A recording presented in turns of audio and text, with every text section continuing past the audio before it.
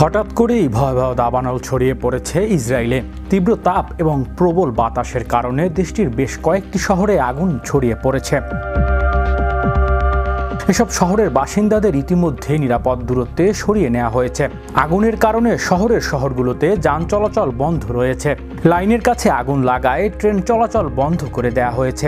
এমন পরিস্থিতিতে ad hoc command centre জরুরি বৈঠক অংশ নিয়েছে ইসরায়েলের প্রধানমন্ত্রী বেনিয়ামিন নেতানিয়াহু। বিমান হেলিকপ্টার মোতায়েন করেও আগুন নিয়ন্ত্রণে আনতে হিমশিম খাচ্ছে স্থানীয় কর্তৃপক্ষ। ক্রমবর্ধমান তাপমাত্রা এবং তীব্র বাতাসের কারণে বেশ কয়েকটি জায়গা আগুন দ্রুত ছড়িয়ে পড়েছে। পরিস্থিতি বিবেচনায় পুলিশ বেশ কয়েকটি কেন্দ্রীয় শহর খালি করে দিয়েছে। এদিকে বেইন শেমেতে এলাকায় অগ্নিকাণ্ডের ফলে এশতাহল, বেইন মেইর এবং মেশিলাব জিওন থেকে বাসিন্দাদের সরিয়ে নেওয়া হয়েছে এবং পুলিশও এলাকা থেকে জেরুজালেমের যাওয়ার একটি গুরুত্বপূর্ণ রাস্তা বন্ধ করে দিয়েছে। জানা গেছে আগুন প্রথমে শহরের কেন্দ্রস্থলের কাছে মোসাদ তরুমের কাছে ছড়িয়ে পড়ে। আগুনের নেভানোর কাজ শুরু করার সময় প্রবল বাতাসের কারণে তা আরও বেড়ে যায়।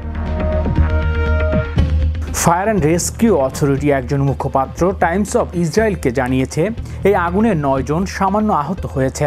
এর মধ্যে 7 জন দমকল বাহিনী এবং 2 জন বেসামরিক ব্যক্তি রয়েছে। অগ্নি নির্বাপন উদ্ধার কর্তৃপক্ষ আগুন নেভানোর জন্য 6টি জেলা থেকে অগ্নি নির্বাপন তালিকাভুক্ত করেছে এবং ইসরায়েলি প্রতিরক্ষা বাহিনী IDF ও আগুন নেভানোর কাজে যোগ দিয়েছে।